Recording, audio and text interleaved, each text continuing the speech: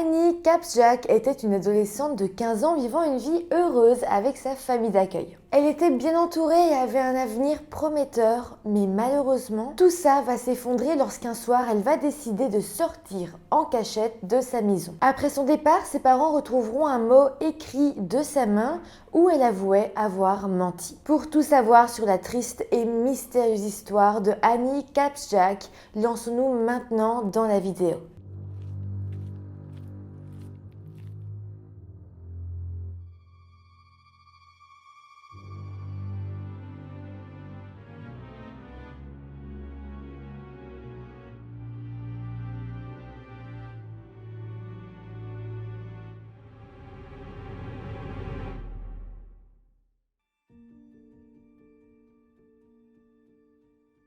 Hello tout le monde, j'espère que vous allez bien. Aujourd'hui, on se retrouve dans une histoire qui est très triste et qui nous montre vraiment comment des disputes, des chamailleries entre adolescents peuvent vraiment parfois mener à quelque chose d'horrible. Avant de commencer, n'oubliez pas de vous abonner à la chaîne si ce n'est pas encore fait. Merci à tous ceux qui le sont, merci à tous ceux qui s'abonneront.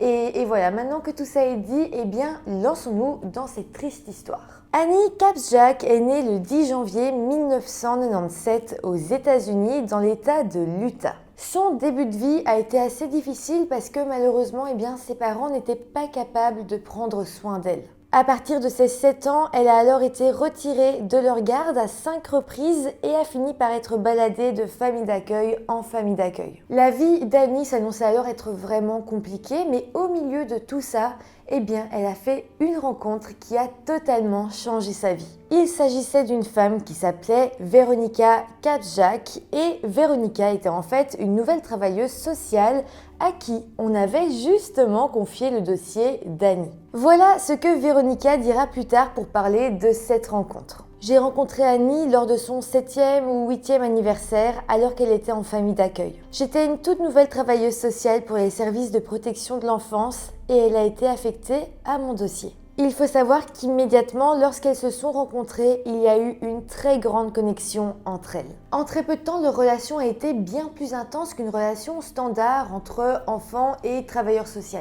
Rapidement, Veronica a alors présenté Annie à son mari qui s'appelait Denis, mais également à ses 2 garçons qu'elle avait déjà. Et là encore, eh bien, un lien s'est créé entre toute la famille. Suite à ça, Veronica et Denis ont pris la grande décision d'adopter officiellement Annie. Malheureusement, un peu plus tard, eh bien, Veronica et Denis ont divorcé, mais malgré tout, Denis a tenu à rester présent. Clairement, lui et Veronica étaient une base d'amour et de stabilité pour Annie. Alors grâce à ça, eh bien, Annie a ensuite grandi en commençant à avoir l'espoir de se construire une vie normale. Une fois qu'elle est devenue adolescente, elle a commencé à parler de ses perspectives de vie et c'est là qu'elle a commencé à dire qu'elle aimerait devenir thérapeute. Elle avait un besoin profond d'aider les autres et évidemment, on peut imaginer qu'elle avait été influencée par tout ce qui s'était passé dans sa vie. Donc voilà, pendant des années, tout a semblé aller assez bien. Mais malheureusement, tout ce bonheur et toute cette stabilité va s'écrouler en 2012 lorsqu'Annie avait 15 ans. À cette période, Annie avait en fait fait la connaissance d'un certain Darwin Bagshaw que tout le monde appelait Chris ou Christopher et qui avait 14 ans. Les deux ont rapidement noué un lien et au final, ils ont décidé de sortir ensemble. Clairement, c'était 2 amoureux un peu imprévisibles et tout semblait en soi aller très bien pour eux. Mais voilà, un beau jour, eh bien, Annie va commencer à dire qu'elle était tombée enceinte de lui. Elle en avait déjà parlé autour d'elle, elle en avait également déjà parlé à son père adoptif. Par contre, de ce que j'ai pu lire, elle n'en avait pas encore parlé à Veronica, sa mère adoptive. Donc voilà à peu près la situation au moment des faits, mais à présent, plongeons-nous dans la soirée du samedi 10 mars 2012. À ce moment-là, Annie vivait donc toujours chez Veronica dans la petite ville de Riverton, toujours dans l'Utah. De plus, Veronica s'était remariée entre-temps avec un certain James Ratcher. Donc voilà, ce samedi en soirée, Annie était restée seule à la maison pour garder ses petits frères pendant que Véronica et son mari étaient partis dîner. Véronica se souvient alors qu'à son retour, tout semblait normal. Il y a juste une chose qu'elle a remarqué, c'est que Annie s'était changée. En fait, avant, elle portait un short et à présent, quand elle est rentrée, elle portait un pantalon. Véronica n'a pas spécialement réagi parce qu'en soi, elle a juste mis un jeans. Il n'y a rien qui prouve quoi que ce soit. Ça voulait juste dire en soi qu'elle avait eu un petit peu froid. Donc voilà, en soi, à part ce changement de vêtements, il n'y avait rien de bizarre qui s'était passé. Mis à part ça, en rentrant, eh bien, Véronica n'est pas restée très longtemps avec ses enfants parce qu'elle souffrait en fait d'un très gros mal de tête. Donc elle a décidé d'aller prendre une douche pour essayer de le faire passer. Pendant ce temps, Annie est allée dans sa chambre et elle a écouté de la musique. Donc en soi, tout allait très bien et c'était une soirée normale. Mais voilà, c'est ici que les choses deviennent inquiétantes. Véronica va finalement sortir de sa douche et une fois habillée, elle va aller dans la chambre d'Annie afin de parler un petit peu avec elle. Elle va alors pénétrer dans sa chambre et là, elle va se rendre compte que Annie n'était pas là. Elle va pas directement paniquer, elle était juste pas dans sa chambre, donc elle a fait le tour de la maison. Mais là, elle a dû se rendre à l'évidence qu'Annie n'était nulle part, elle avait comme disparu. James, le mari de Véronica, va lui aussi inspecter toute la maison et là, en soulevant la couverture du lit d'Annie, eh bien, il va y retrouver une petite note qui était cachée. Évidemment, en voyant ça, eh bien, il a su que la situation était très grave. Voilà ce que disait la note. « Je suis désolée maman, j'ai fait une erreur. Je t'ai menti à propos de quelque chose. Je suis désolée, mais je dois partir. Ce n'est pas ta faute, c'est la mienne. D'ici à ce que tu lises ce mot, je serai en route vers la Californie. J'ai menti à mes amis.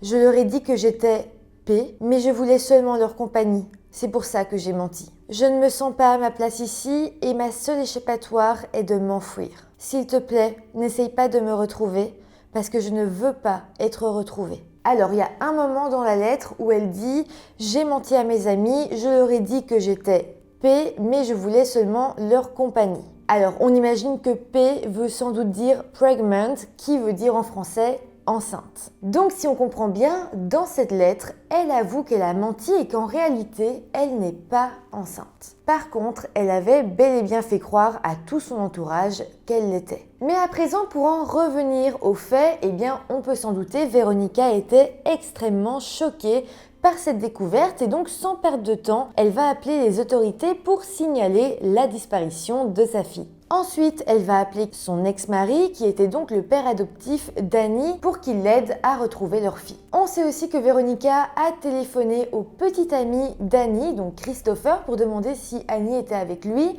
mais il lui a répondu que non, il ne l'avait pas vue. Donc toute la nuit, ils vont essayer de retrouver leur fille, mais malheureusement, eh bien, la nuit va passer et ils ne vont trouver aucune trace d'Annie. Passons alors à présent à la journée du lendemain, c'est-à-dire le dimanche 11 mars 2012. Ce matin-là, un jogger courait sur la rue 12 600 à proximité de la rivière Jordan dans la ville de Draper. Donc vraiment à quelques pas de là où Annie habitait avec sa famille. Ce jogger, qui était donc en train de faire sa course matinale, va trouver à un moment donné une chaussure rouge qui était ensanglantée. Là, évidemment, eh bien, il a appelé la police. Mais attendez, parce que presque au même moment, à moins d'1 kilomètre au nord de l'endroit où la chaussure avait été retrouvée, le corps d'Annie a été découvert. Elle avait été jetée dans la rivière Jordan et lorsque son corps a été repêché, eh bien il était presque méconnaissable. En fait, au premier coup d'œil, on pouvait être sûr d'une chose, elle avait été sauvagement battue. À partir de là, une chose était sûre, nous étions face à un meurtre et donc une enquête pour homicide a débuté.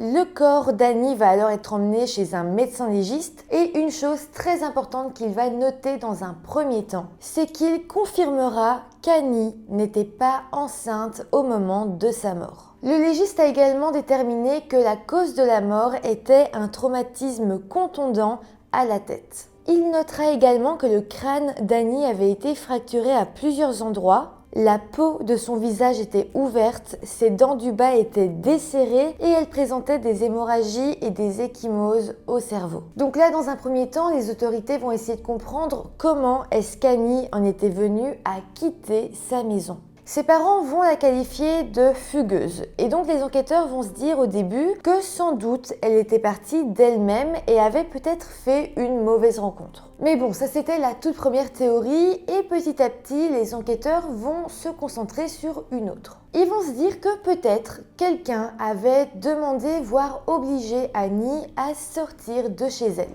En fait, même si elle était connue pour fuguer, ça restait une possibilité. Donc c'est comme ça que les autorités vont nommer comme principal suspect Christopher Bagshaw, qui était donc le petit ami d'Annie au moment des faits. Il a alors été interrogé par la police, mais évidemment, comme il n'avait que 14 ans, et bien à ce moment-là, son père a été invité à se joindre à l'interrogatoire. Là, Christopher va donc parler de la relation qu'il avait avec Annie, et puis il va dire qu'il l'avait vue pour la dernière fois le mercredi ou le jeudi avant sa disparition. Donc je rappelle que Annie a disparu le samedi. Par contre, Christopher donnera aussi un alibi et il dira que la nuit du meurtre, il se trouvait chez sa grand-mère. Il dira également qu'il avait regardé des films sur Netflix avec elle pendant une bonne partie de la nuit. Mais retenez bien cette information parce qu'on y reviendra un petit peu plus tard. Mis à part ça, les enquêteurs noteront qu'au cours de l'interrogatoire, Christopher avait l'air assez tendu, voire même distant. En fait, il donnait l'impression de vouloir cacher quelque chose. D'ailleurs, à un moment, il va dire que si on retrouvait du sang appartenant à Annie sur ses chaussures, eh bien c'était parce qu'un jour elle avait saigné du nez et que du sang s'y était retrouvé. Évidemment, c'est super bizarre de préciser ça aux enquêteurs comme ça, et donc ça le rend d'autant plus suspect. Ces soupçons vont se confirmer lorsque les enquêteurs vont fouiller dans le téléphone de Christopher. C'est là qu'ils vont trouver une discussion très étrange entre lui et un de ses amis qui s'appelait Spencer Criddle. Et dans cette discussion, eh bien Christopher lui demandait de soutenir cette histoire de saignement de nez. Donc là encore, c'est très incriminant parce que déjà, pourquoi préciser ça? Ensuite, pourquoi demander à un ami de confirmer cette version des faits? Clairement, ça voulait dire qu'il avait quelque chose à se reprocher dans cette histoire. Mais donc, suite à la découverte de cette discussion, Spencer Criddle, qui était donc l'ami de Christopher, va être interrogé par les enquêteurs. Là, comme prévu, il va venir confirmer l'histoire du saignement de nez. Et donc, avec ça, eh bien Spencer est devenu le second suspect dans cette enquête. Pour vous parler un petit peu plus de son interrogatoire, il faut savoir qu'à un moment donné, il va donner de lui-même un alibi. Il va expliquer que la nuit où Annie a disparu et a été assassinée, il se trouvait en fait au gymnase avec son frère. Effectivement, c'est un alibi, mais le fait qu'il le donne là encore sans qu'on lui demande spécialement, eh bien c'est incriminant. Suite à ça, eh bien la police a décidé de perquisitionner le téléphone de Spencer et de le fouiller à la recherche d'indices pour l'incriminer lui ou même d'autres personnes de ses connaissances. Dans son téléphone, les détectives vont alors retrouver une vidéo de Spencer, mais également d'Annie et de Christopher, son petit ami. Cette vidéo avait été prise quelques semaines seulement avant que Annie se fasse assassiner. Et on pouvait les voir tous les trois en train de se filmer et en train de faire des signes qui pouvaient ressembler à des signes de gang. Avec ça, une toute nouvelle théorie est donc née. Il serait possible que la mort d'Annie soit liée à une dispute ou quelque chose en lien avec un gang. Suite à cette découverte, les enquêteurs interrogeront alors Spencer une deuxième fois. Il faut savoir qu'entre-temps, il avait récupéré son téléphone et que pendant ce nouvel interrogatoire, il avait son téléphone avec lui. Là, ce qui va être très bizarre, c'est que dès qu'il en avait l'occasion, eh bien Spencer prenait son téléphone et il semblait envoyer des messages. C'était totalement déplacé, il était en plein interrogatoire et donc à un moment donné, l'enquêteur en a eu marre et il lui a pris son téléphone. Et c'est donc là qu'il va décider de regarder à l'intérieur pour voir ce qu'il écrivait et à qui il envoyait tous ces messages. Déjà, on va voir que Spencer envoyait des messages à des filles, mais surtout qu'il envoyait des messages à Christopher, qui était donc le petit ami d'Annie. Les messages vont être lus et là, on va se rendre compte qu'il communiquait avec Christopher au sujet des histoires qu'il devait raconter aux enquêteurs. Clairement, ils se consultaient en live pour savoir quoi dire et comment se sauver un petit peu l'un l'autre. Donc c'est très bizarre, mais à présent on va laisser ça un petit peu sur le côté parce qu'en fait les enquêteurs vont avoir une nouvelle piste. Parce que oui, même si Christopher et son ami Spencer paraissaient étranges, la police a continué à chercher de nouvelles pistes. Et pour essayer d'en savoir un peu plus, ils ont interrogé les amis proches de Annie. C'est là que les enquêteurs vont décider d'interroger son meilleur ami et qu'ils vont lui demander s'il avait des idées de personnes qui pouvaient vraiment en vouloir à Annie. Là, il va alors parler d'un garçon nommé LJ, ce serait donc ses initiales, et qui serait sorti pendant un moment avec Annie. On apprendra que lorsqu'Annie sortait avec ce fameux LJ, eh bien elle s'était souvent plaint qu'il était violent avec elle. Et d'ailleurs, même lorsque les deux avaient fini par rompre, eh bien LJ avait continué à l'harceler. D'ailleurs, Christopher, qui était donc jusque-là le principal suspect, va dire aux enquêteurs que lorsqu'il sortait avec Annie, eh bien LJ l'avait menacé de le battre, et il dira également qu'Annie semblait toujours être sous son emprise et qu'elle avait déjà envisagé de s'enfuir avec LJ. Donc là, si on suit le témoignage du meilleur ami d'Annie ainsi que de Christopher, on se dit que ce LJ paraît être le coupable parfait. Mais bon, on se dit aussi qu'il est possible que Christopher mente pour que les enquêteurs arrêtent de se focaliser sur lui. Mais bon, d'un autre côté, Spencer, qui était donc l'autre suspect principal, va lui aussi être interrogé. Pendant son interrogatoire, il va aussi aller dans le même sens que Christopher et il va affirmer à son tour que LJ semblait être un homme dangereux. Il va même affirmer que LJ avait piraté l'ordinateur d'Annie et qu'il avait menacé Christopher à de nombreuses reprises. Alors, l'histoire du piratage semblait être réelle parce que l'un des professeurs d'Annie témoignera en disant qu'il avait bel et bien entendu Annie se plaindre que son ordinateur avait été piraté. Mais bon, comme je vous l'ai dit, il faut quand même prendre le témoignage de Christopher et de Spencer avec des pincettes parce que ça reste les deux principaux suspects qui parlent d'un autre suspect potentiel. Donc clairement, ils ont des avantages à l'incriminer lui. D'ailleurs, c'est même là que les choses vont commencer à devenir encore plus bizarres. La police va commencer à rechercher ce fameux LJ dans le but de l'interroger, mais ils n'arriveront absolument pas à l'identifier. En fait, au final, ils n'ont même pas trouvé de réelles preuves de son existence. D'ailleurs, tous les amis proches d'Annie diront ne jamais l'avoir vu, ils avaient seulement entendu parler de lui. Au final, après une longue recherche, eh bien, les enquêteurs diront que ce LJ n'avait sans doute rien à voir dans l'enquête. Selon eux, il s'agissait soit d'un personnage inventé, soit d'une personne qui existait mais dont on aurait vraiment exagéré l'implication dans la vie d'Annie. Donc voilà, finalement, les enquêteurs vont totalement laisser tomber cette piste. Suite à ça, évidemment, l'enquête s'est reconcentrée sur Christopher, le petit ami d'Annie. Alors, on se rappelle qu'il avait dit que le soir de la disparition d'Annie, il regardait Netflix avec sa grand-mère. Sa famille va alors être interrogée et ils vont bel et bien confirmer le fait que ce soir-là, Christopher se trouvait chez sa grand-mère. Mais bon, pendant l'enquête, les autorités vont trouver de quoi prouver le contraire. En fait, en faisant un relevé des appels téléphoniques de Christopher, ils vont découvrir que la nuit du 10 au 11 mars, donc la nuit où Annie a été assassinée,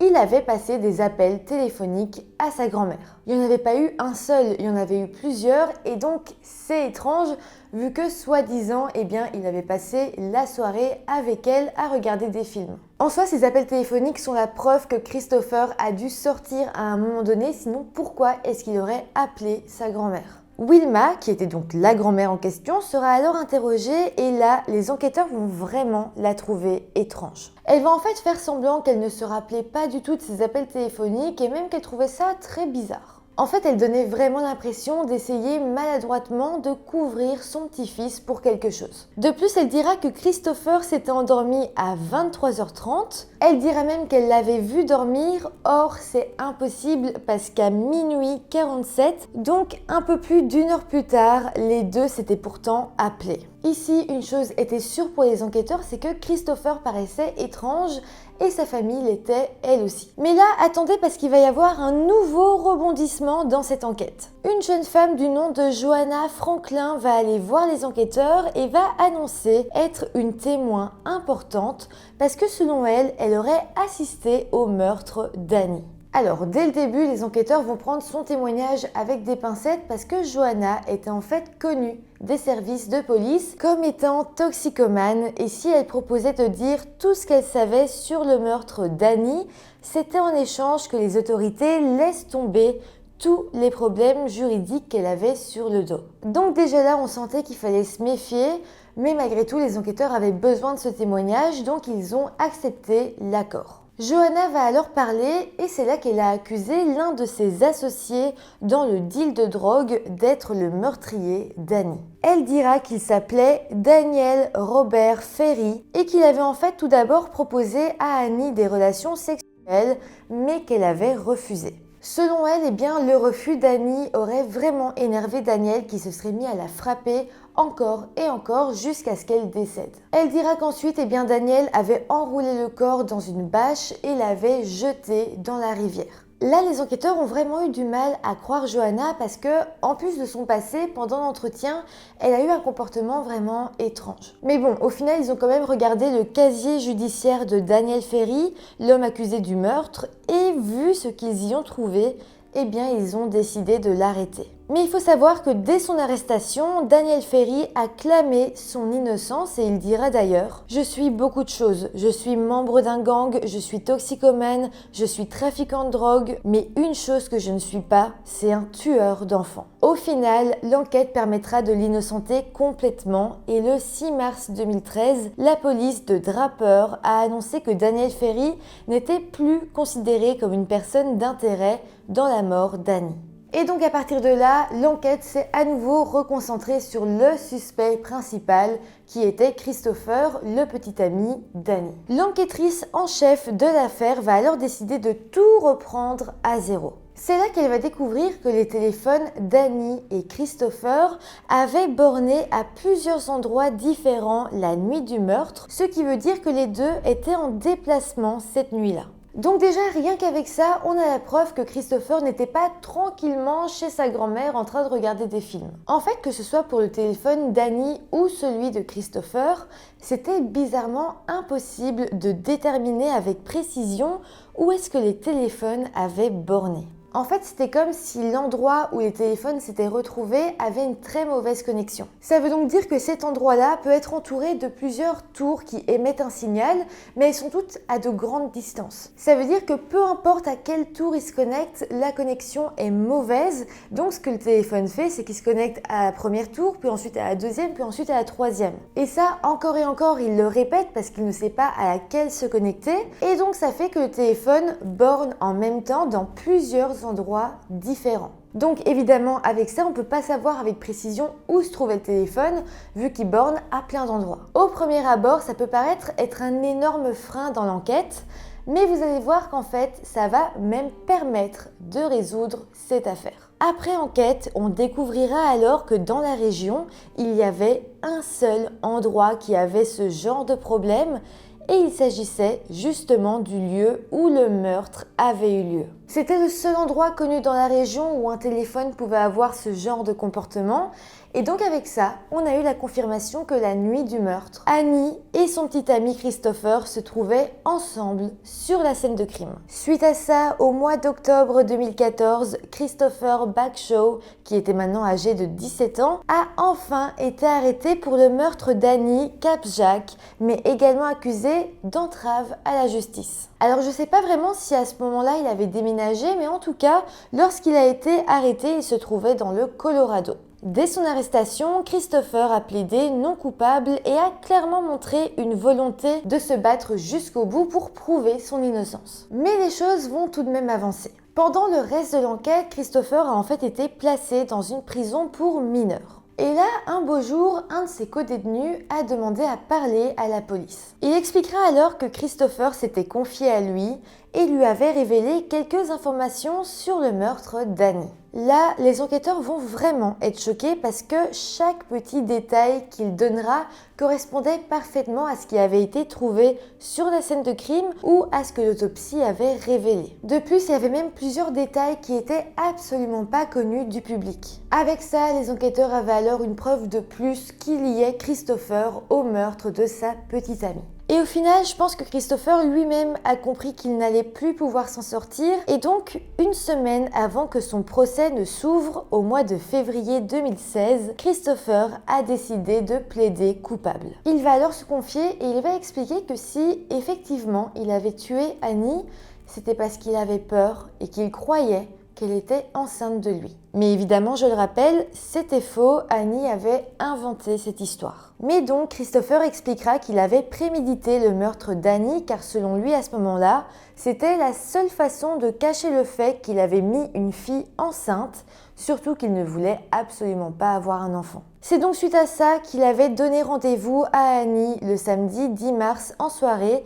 près de la rivière Jordan. Pour qu'elle vienne sans se méfier, il lui avait dit que ce serait un petit rendez-vous romantique entre deux. Christopher expliquera ensuite qu'au moment venu, il s'était caché et que lorsqu'Annie était arrivée, il s'était alors jeté sur elle et l'avait attaquée avec une pelle qu'il avait trouvée par hasard sur place. Dites-vous que rien que les blessures qu'elle avait reçues avec la pelle lui avaient causé des blessures mortelles, mais malgré tout, Christopher avait continué, il ne s'était pas arrêté là. Alors qu'Annie était déjà entre la vie et la mort, il l'avait ensuite tabassée avant de la jeter dans la rivière. Au final, comme Christopher a tout avoué, il n'y a pas eu de procès et donc on a directement été à la séance de détermination de la peine. À cette séance, le juge a déclaré que même si Christopher n'avait que 14 ans au moment des faits, il devait être condamné comme un adulte. D'ailleurs, à ce moment-là, Christopher avait 18 ans et il était donc adulte. Le juge l'a alors condamné à la prison à perpétuité avec une possibilité de libération conditionnelle après 15 ans d'emprisonnement. Alors j'ai cherché mais je n'ai pas trouvé d'information si son ami Spencer, qui l'avait donc couvert, avait été condamné ou non. Mais vu que j'ai rien trouvé, je me dis que sans doute il n'a pas dû être condamné. Surtout que j'ai trouvé son compte Facebook et j'ai même pu voir qu'il avait eu un enfant entre temps, etc. Donc je pense pas qu'il a eu une grosse condamnation en tout cas. Mais pour nous, c'est comme ça que se termine cette triste histoire, c'est comme ça que se termine cette vidéo. J'espère que ça vous aura intéressé. N'hésitez pas à me dire en commentaire tout ce que vous en avez pensé. N'hésitez pas non plus à mettre des petits pouces en l'air, ça fait toujours plaisir, à vous abonner à la chaîne. Et sinon, moi je vous dis comme d'habitude à très bientôt pour une nouvelle vidéo. Bye!